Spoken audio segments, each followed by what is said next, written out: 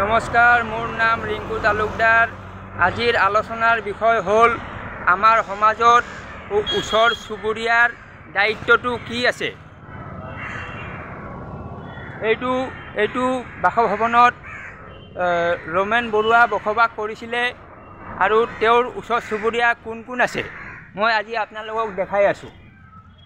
তেখেতৰ ওচৰ চুবুৰীয়া আছে, এইফালে চাওক, এইটো আছে ফ্লেট আছে। এই ফ্লেটত আপোনাৰ যিসকল ব্যক্তি থাকে, মানুহ থাকে, তেওঁলোক হ'ল ওচৰ চুবুৰীয়া। আৰু সেইফালে আছে বিষ্ণু নিৰ্মলা সীতাৰমণ ভৱন সেইফালে। তো সেই ভৱনটোত মানুহ নাথাকে, তাতে দিনত হ'লে কিবা কিবি মিটিং হয়, ৰাতি হ'লে মানুহ নাথাকে।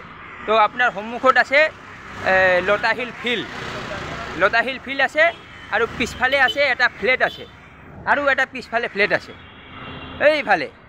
তো এওঁলোক হ'ল এখেতৰ মানে ওচৰ চুবুৰীয়া। তো আপোনাৰ ঘৰতো ওচৰ চুবুৰীয়া আছে, আপোনাৰ ঘৰৰ চাৰিওফালে কোনোবা মানুহ থাকে। এই মানুহবিলাকৰ দায়িত্বটো কি আছে? এই মানুহবিলাকৰ দায়িত্বটো মই কৈ আছোঁ। যদি আপোনাৰ ঘৰত কাজিয়া লাগে, মাৰপিট লাগে, কিবা হয়, ধৰক মানে মাৰি হৈ থাকে, তেতিয়াহ'লে ওচৰ চুবুৰীয়া মানুহ আহি আপোনাক বুজাব লাগিব, আপোনাক ক'ব লাগিব যে কাজিয়া নকৰিব, হাল্লা নকৰিব। যদি সেইটো কথা আপোনাৰ মানুহটো আপুনি মানে বুজিব চেষ্টা কৰা নাই, তেতিয়া ওচৰ চুবুৰীয়াই ওচৰৰ আৰক্ষী থানাত গৈ জনাব লাগিব যে এই ঘৰটোত মানে সদায় কাজিয়া হয়, সদায় মাৰপিট হয়। তেতিয়াহ'লে সংবাদ মাধ্যমত কথাটো জনাব লাগিব, তেতিয়া ৰাইজে বুজি পাব যে ঘৰটোত কিবা চলি আছে। কিন্তু আমি কি কৰোঁ, আমি এইটো নকৰোঁ। আমি মানে এইটো চুপচাপ চাই থাকোঁ। যদি মানে কিবা হয়ও সেইটো আমি ক'ব নোখোজোঁ, পিছত মানে আমি সেইবিলাক কথা মানে কৈ থাকোঁ।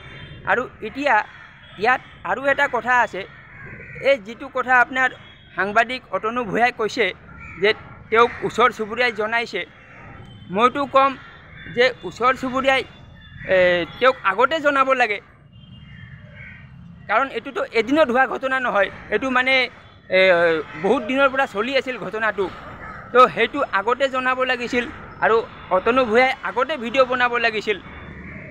যেতিয়া আৰম্ভণি হৈছে তেতিয়াই অতনু ভূঞাই কথাটো ৰাইজক ক'ব লাগিছিল যে ৰমেন বৰুৱাৰ ঘৰত কিবা মানে অশান্তি চলি আছে, কিন্তু সেইটো কৰা নাই।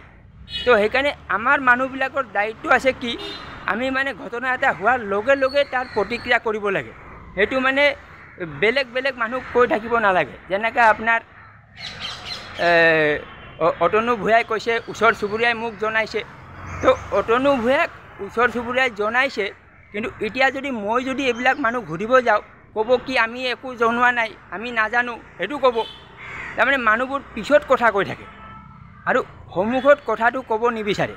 আৰু মই এটা কথা ক'ব বিচাৰিম, যিটো আপোনাৰ মনামী বেজবৰুৱা আছে, তেওঁ কৈছে যে যেতিয়া ৰমেন বৰুৱা জীৱিত আছিলে তেতিয়া কোনো চাহ একাপ খাব দিয়া নাছিলে, কোনো ওচৰ চুবুৰীয়াই এসাঁজ ভাত খাব দিয়া নাছিলে, কোনো ওচৰ চুবুৰীয়াই মানে মাংস অলপ বনাই কিনে তেওঁৰ কাৰণে লৈ অহা নাছিলে।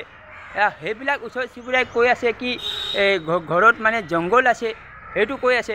তো ওচৰ চুবুৰীয়াৰ দায়িত্বটো আছে কি, আপুনি ওচৰ চুবুৰীয়াৰ লগত মিলা প্ৰীতি কৰক, অলপ মাংস বনালে এই ওচৰ চুবুৰীয়াক দি দিয়ক, চাহ বনালে দিয়ক, এদিন ভাত খাব মাতক। এইবিলাক মানে দায়িত্ব আছে ওচৰ চুবুৰীয়াৰ, কিন্তু সেইবিলাক নকৰি কিনে বিভিন্ন ধৰণৰ কথা মানে সাংবাদিকক কৈ দিয়ে। তো এইটো কৰিব নালাগে, সাংবাদিকক ক'ব নালাগে। প্ৰথম আপুনি আৰক্ষীক জনাব লাগে। আৰু ইয়াত আৰু এটা কথা আছে যে যিগৰাকী ছোৱালী আছে বৰ্ণিকা বৰুৱা, কৈছে যে তেওঁ সুৰাপান কৰে আৰু গালি গালাজ কৰে। আচ্ছা, মই এতিয়া কওঁ, গুৱাহাটীত সুৰাপান কৰা ছোৱালী বহুত আছে। মই দেখা পাওঁ যে বহুত ধনী ঘৰৰ ছোৱালীবিলাক মদৰ দোকানত গৈ মদ কিনি থাকে, বাৰত গৈ কিনে ডান্স কৰি থাকে, বাৰত গৈ নাচি থাকে ৰাতি 12টা 1টালৈকে, দামী গাড়ী লৈ যায়, মাৰ্চিডিজ, BMW, অডি, ফৰচুনাৰ, এইবিলাক গাড়ী লৈ কিনে বাৰত গৈ কিনে বহি থাকে। সেইবিলাক কথা অতনু ভূঞাই ক'ব লাগে, সেইবিলাকতো কোৱা নাই। সেইবিলাকো ক'ব লাগে যে চাওক এই অমুক ধনী ঘৰৰ ছোৱালীটো আহিছে, বাৰত সোমাইছে মদ খাবৰ কাৰণে। সেইটো আপোনাৰ এতিয়াই ক'ব লাগে, কিন্তু সেইটো ক'ব কেতিয়া, যেতিয়া কিবা হ'ব তাৰে পিছত সেই কথাটো মানে চিঞৰ বাখৰ কৰিব। সেইকাৰণে মই কৈ আছোঁ গুৱাহাটীত বহুত ছোৱালী আছে এইটো ৰাতি হ'লে মদ খায়, ৰাতি হ'লে বাৰত যায় আৰু ৰাতি হ'লে 2-3 বজাত ঘৰত আহে। এনেকুৱা ছোৱালী মই বহুত চিনি পাওঁ, বহুত ধনী ধনী ঘৰত ছোৱালী আছে। এনেকুৱা ছোৱালী আপোনাৰ মই নাম কৈ দিব পাৰোঁ, কিন্তু মই এতিয়া নাম নকওঁ, পিছত মই এইবিলাক জনাম। তো আমাৰ সমাজ ব্যৱস্থাটো কি আছে, যেতিয়া মানুহটো অসহায় হয় তেতিয়া সকলোৱে মানে তাক সেই মানুহটোক